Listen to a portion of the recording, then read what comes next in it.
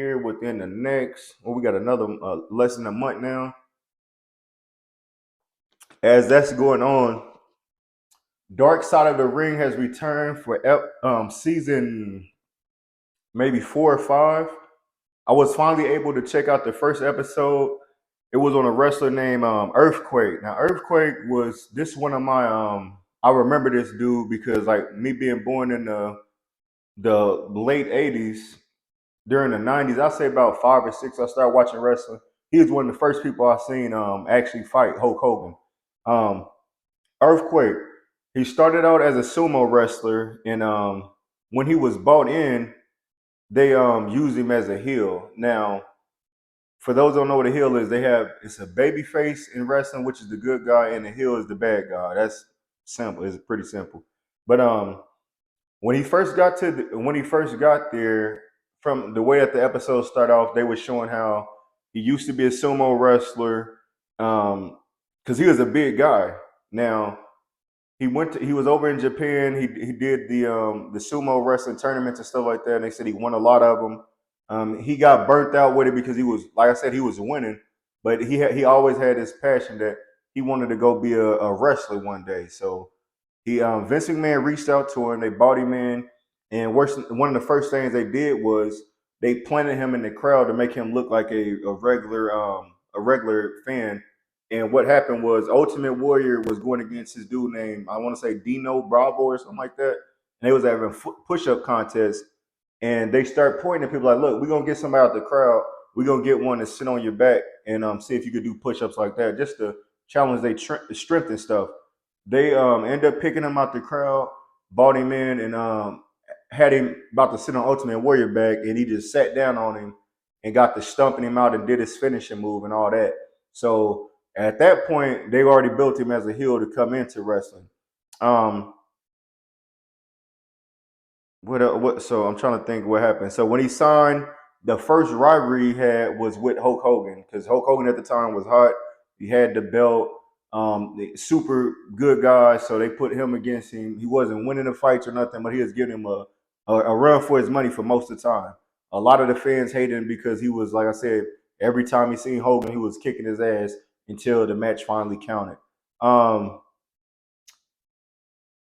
what set him off was, as this was going on, as this little journey started in the WWF, one of the Japanese sumo wrestlers came over to America, and he wanted to try his shot at being a wrestler, but instead he was really out to prove that wrestling was fake. So this got Earthquake a lot of exposure because during the match, the I want to say, was it Kente or something like that?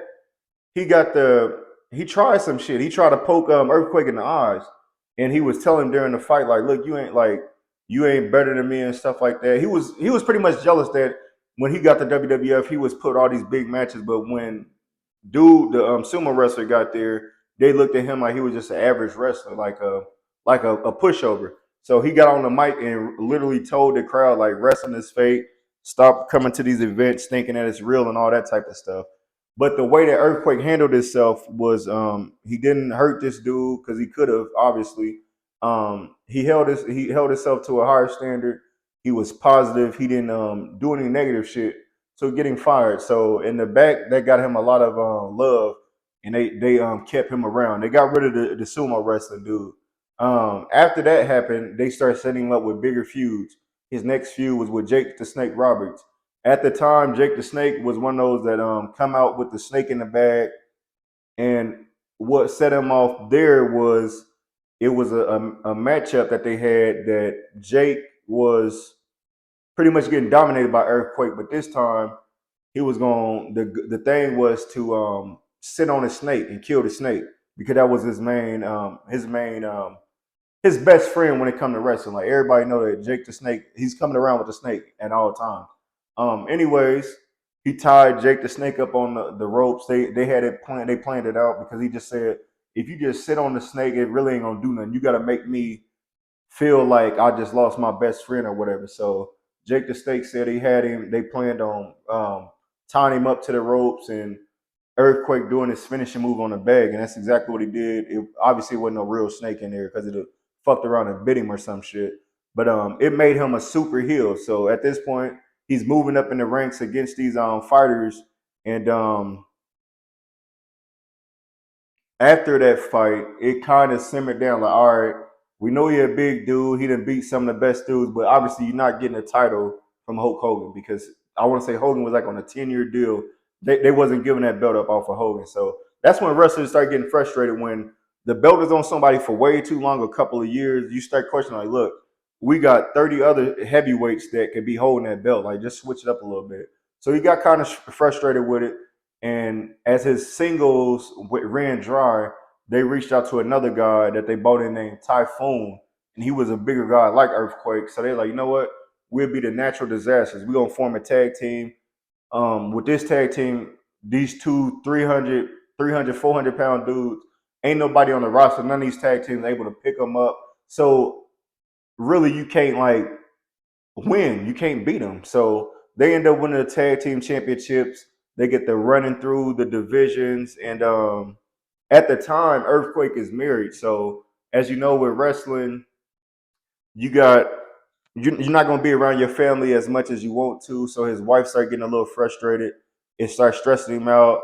They had kids. I want to say his wife was from the Philippines, and she brought her kids over. So he's taking care of the kids. They get married, and it started getting frustrated because they on the road 6 out of 7 days out the week. So it's like, as soon as you go see the family, it's like, hey, how y'all doing? Then you back on the road with all these matches and prepping for the next week on the show or whatever. So the schedule kind of gets all shaky. Um, he decides, you know what, the tag team that got burnt out.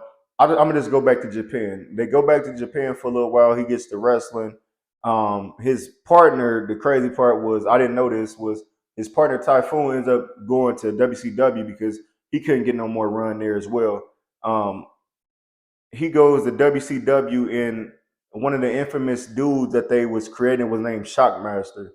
With this Shockmaster character, it was this weird ass costume he had on, but he was supposed to be partnering up with Sting and somebody else, and he was supposed to run through the wall and make it look like he was like a machine or some bullshit.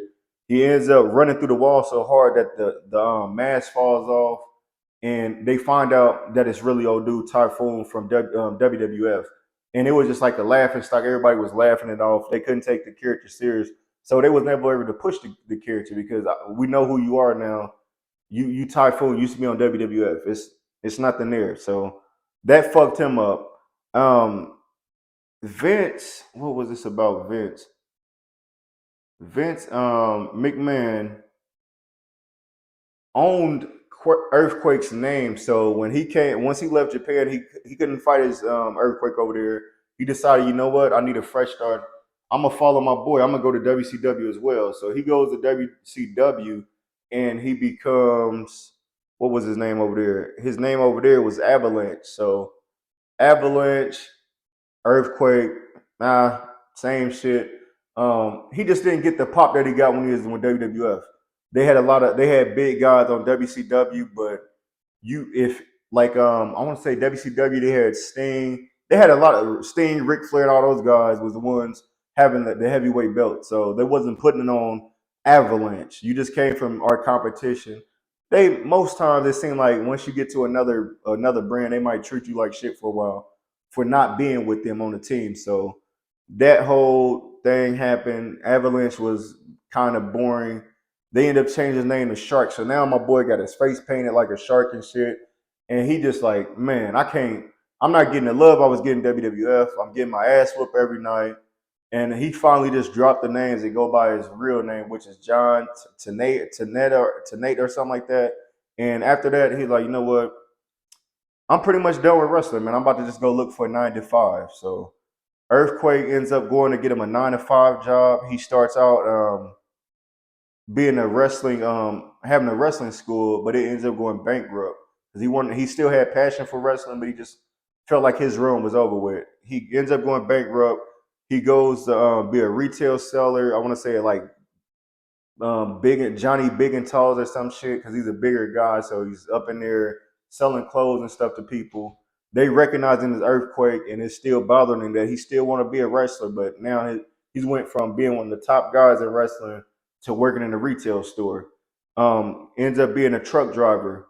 Once he ends up being a truck driver, being on the road a lot and stuff like that, he ends up having to go to the hospital, and he finds out that he has blood clots.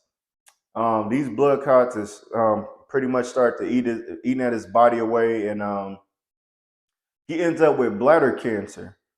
Once he ends up with bladder cancer, he ends up, like I said, things just got pretty much worse for him. The kid's getting older, the wife's still there. They're spending a lot of valuable time because he's out of wrestling. But now that wrestling's out the way, now they're dealing with somebody that has bladder cancer that's not going to be around for too long. And eventually, Earthquake passed away at an early age of 42. Um, it was a tough watch, man. Like I said, because I watched these dudes growing up wrestling. It just sucks that, to me, like I said, it always comes back to Vince McMahon. Once he owns your name, and it's like it takes your identity to where you can't even become popular in these other promotions just because you don't want to. Like, it's like, if you don't want me here, why are you gonna try to hold me back or shit on me when I go to another brand? But that's just Vince McMahon way. The competition has always been WCW, and now it's AEW, shit like that. So it never worked out for Earthquake, but at the time he had a great run in WWF, WCW not so much. But yeah, he ends up passing away at 42. Man, these stories are pretty sad because, like I said, I've always wondered where a lot of these wrestlers go when they get done wrestling. Like, most of them don't just come out and say they retire. Most of them end up passing away. They end up dying from some type of cancer or drug usage, and some of them even been murdered, like been killed. So that's all I got for Dark Side of the Ring. That was episode 1. I'll be tuning into episode 2, the Buff Bagwell one. That's one I really want to check out. So I'm gonna break that down and I'll get back to y'all with that. That's all I got for my wrestling news for today. Like, share, subscribe to the Meet You from the Midwest podcast on YouTube, Facebook, and Instagram.